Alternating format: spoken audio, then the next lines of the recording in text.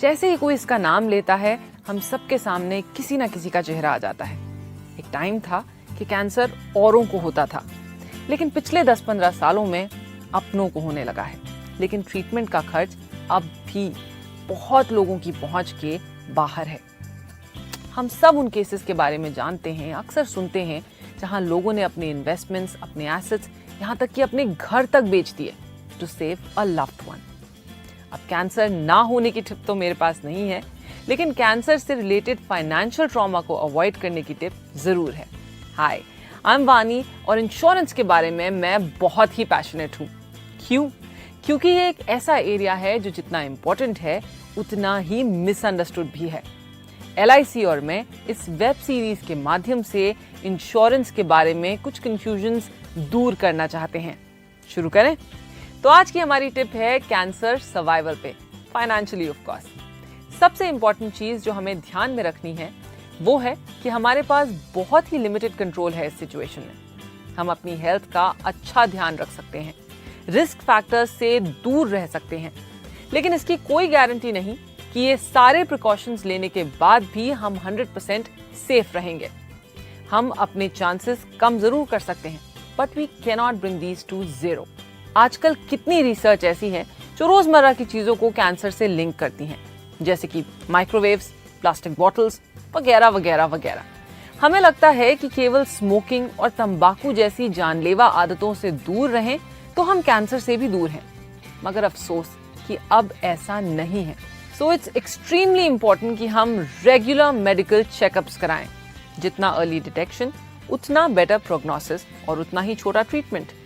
Second, अपने लिए एक कैंसर कवर पॉलिसी जरूर लीजिए। यस, क्योंकि यही एक ऐसा एरिया है जहां आपकी मेडिकल पॉलिसी भी कम पड़ सकती है। एक तो अमाउंट की बात है और दूसरा ये कि वो अमाउंट किन चीजों में खर्च कर सकते हैं आप। हेल्थ इंश्योरेंस आपके हॉस्पिटलाइजेशन कॉस्ट्स कवर करता है, मगर ट्रैवल कॉस्ट्स, उसका क्या? प्री हॉस्पिटलाइजेशन ट्रीटमेंट्स जैसे कीमोथेरेपी, क्योंकि कैंसर का इलाज अलग है, इसकी जरूरतें भी अलग होती हैं और इसीलिए LIC ने कैंसर कवर प्लान को कुछ हटके बनाया है।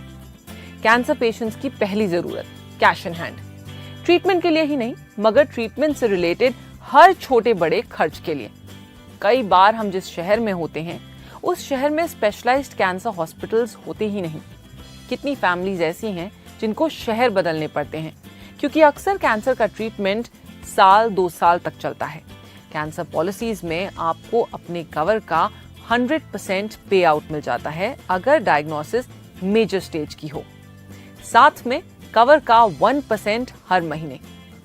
अगर आपका कवर 50 लाख का है तो हर महीने आपको 50,000 मंथली इनकम अगले 10 सालों के लिए।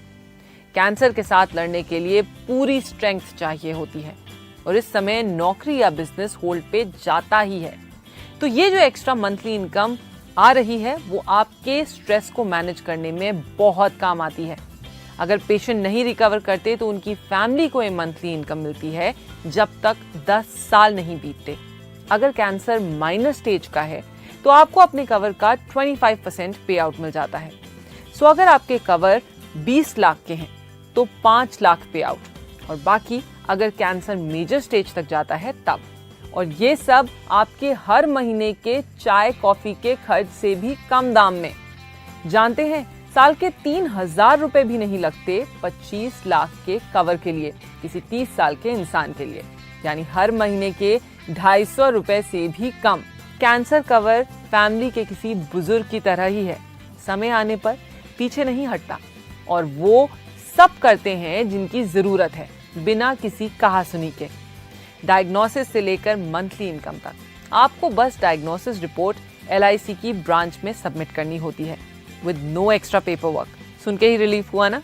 इमेजिन कीजिए कि लाइफ के उस टाइम पे जब सारा फोकस रिकवरी पे रखना हो, ऐसा एक्चुअली हो पाए। आधी लड़ाई तो आप वहीं जीत जाते हैं जब पैसे का स्ट्रेस नहीं होता, ना किसी और पे डिपेंड रहने की जरूरत, ना जिंदगी भर की मेहनत के बनाए हुए एसेट्स को तोड़ने की जरूरत। तो सोचिए और अपनी फैमिली से इस बारे में बात कीजिए कि बातें अनकंफर्टेबल जरूर हैं मगर जरूरी भी हैं, और फिर अपने LIC एजेंट से कैंसर कवर पॉलिसी की जानकारी भी लीजिए। इस हफ्ते आपके 2 मिनटों के लिए बहुत शुक्रिया। मेरी